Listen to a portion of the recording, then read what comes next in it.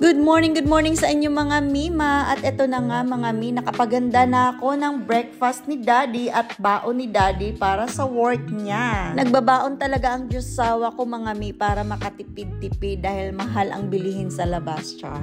Hindi, mas gusto niya talaga mga Mi yung luto kong pagkain.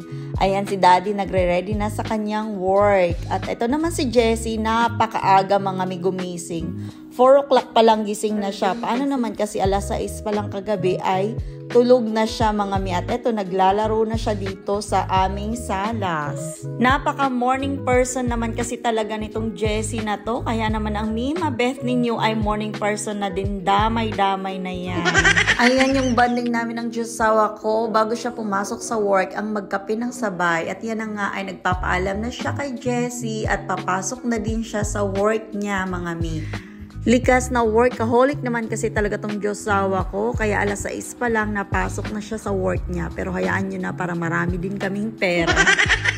Alam nyo ba si Jessie mga Mi ay sa kwarto pa rin namin siya natutulog. Ganon din ba ang mga anak nyo mga Mi? Ayan o, meron kaming bed dyan at nilagyan ko na rin ng foam dyan sa baba ng floor, sa baba ng bed namin. At dyan si Jessie natutulog, pati na rin si Mima Beth ninyo. Dyan din natutulog, imbis na dalawa kami ni Daddy doon sa bed na malaki.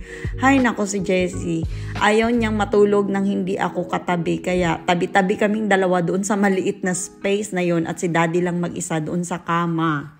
Simula kasi nung baby pa si Jessie, nasanay na siya na co-sleeping kami. Lagi siyang nakadikit sa akin mga Mi, lalo na sa Pilipinas. Sa Pilipinas kasi si Jessie hanggang 1 year and 10 months siya doon sa Pilipinas. Diba, maliit lang yung space ng aming apartment doon. Kaya ayun, tabi-tabi kami ni Jessie hanggang pagdating dito sa Australia ay tabi-tabi pa rin kami. Ayan, ito yung bed ni Jessie mga Mi. Meron siyang sariling bedroom kaso hindi nagagamit yung bed niya. May car bed pa siya dyan. Bili ng daddy niya nung dumating kami dito sa Australia. At ito yung room niya. Ginawa na lang naming playroom ni Jessie. Gusto na nga namin mga Mi ng Diyosawa ko na dito na si Jessie matulog para may privacy na kaming dalawa, diba? Kaso lang si Jessie hindi siya makatulog nang hindi katabi ang Mima Beth ninyo.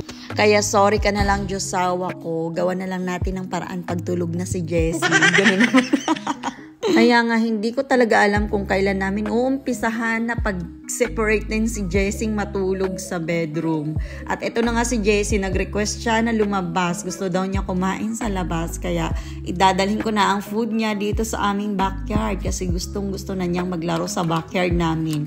Napakaaga pa mga Mi, alas 6 pa lang, medyo malamig pa ang panahon. Kaso si Jessie talaga ay morning person siya, kaya ayan. Gising na siya. At eto na nga mga Mi, ako ay magkakape na. Tatapusin ko na ang aking malamig na kape. At thank you for watching ulit mga Mi. Bye!